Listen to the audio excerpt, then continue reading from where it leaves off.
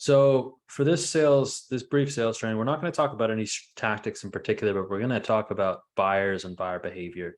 One place where a lot of sales reps go wrong is we live in this fantasy of thinking that like when they book on the calendar, that means they're buying or they're ready to close that day. And while that very much is the case, understand that a lot of groundwork needs to be put in to actually get someone in a position to be ready to buy on that call. So closing comes down to a matter of two things. One is understanding the financial limitations and understanding how flexible you can be in terms of what you can collect to get someone going. Sometimes you're gonna have to take a $500 deposit. Some guys you're gonna have to take $1,000. Some guys you're gonna get paid in full. But the same way you're gonna see like a 20% conversion rate to 80% that need convincing and 10% who will never buy, you're gonna find like that same sort of 80-20 split inside of your closing itself. 20% of people pay in full, 80% of people need some payment plan or some sort of structure where the deposit are broken up over time. So as a rep, the sale really only begins when they buy. Like that's when the selling really starts. If you can get a deposit and the emotional commitment to change, that's really like you want to develop your skill set to be good at everything past that. It's like in dating and game where some guys say like, oh, the mastery of women does not come from like the seduction and pickup artist. The mastery of women comes from like having and sustaining a long-term relationship with one. And you can only get to that point when you understand the first piece of the puzzle, but the same principle applies to sales. And so one thing that will make your job a lot easier is having appropriate expectations around what you should expect from buyers when they actually book a strategy call. So most of the time when people show up to the strategy call, they do have the intent to buy, but emotionally and subconsciously and congruently, they're not really ready to make a commitment and a formal decision yet. They can get a commitment to change. That's really the only thing you want to try to accomplish on the call, and then be really sharp at nurturing someone through that process to get them to trust buying with you.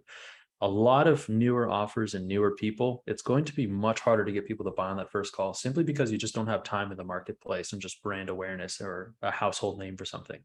Like, the best example, same thing, I talked about it in that video of why your conversion rate dipped. Like leads will be seduced and warmed up by other people's funnels before they come and book onto yours. Sometimes you're that funnel that's seducing and warming someone up to buy somebody else. Sometimes you're getting the guy that's already been seduced and warmed somebody up.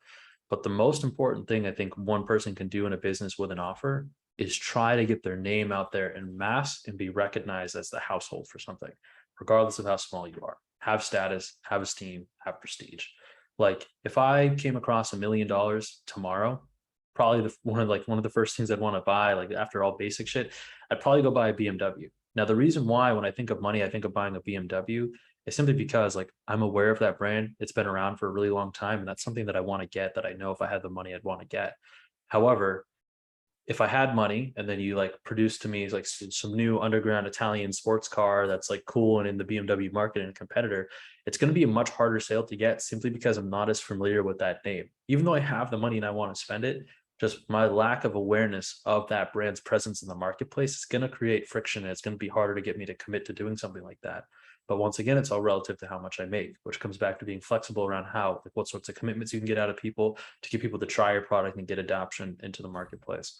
So the biggest point is when someone shows up on the call, you should do your damn hardest to one call close them. But one thing you really want to work to develop over time and have awareness of is the true EQ of where someone is in the buying process. A lot of times people will book onto a strategy call, and if they can book really, really soon, you're going to want to like purposely two call close them, triage them on the first call, regardless of what, like whatever they're telling you, and create that time and friction and gap and space for them to be aware of their problems, aware of your solution, and actually marinate in your product so that they're ready to buy. So I always encourage, like, you want to have a ridiculously long sales cycle with a lot of micro commitments and transactions along the way. And that's why I'm beginning to see Russell Brunson's methodology is a much better one. Get 1 million people to buy at $50 and then getting them to buy at like $10,000 and $100,000 is that much easier because they're already a buyer. And the sale really begins once they bought something from you. That's when the selling starts.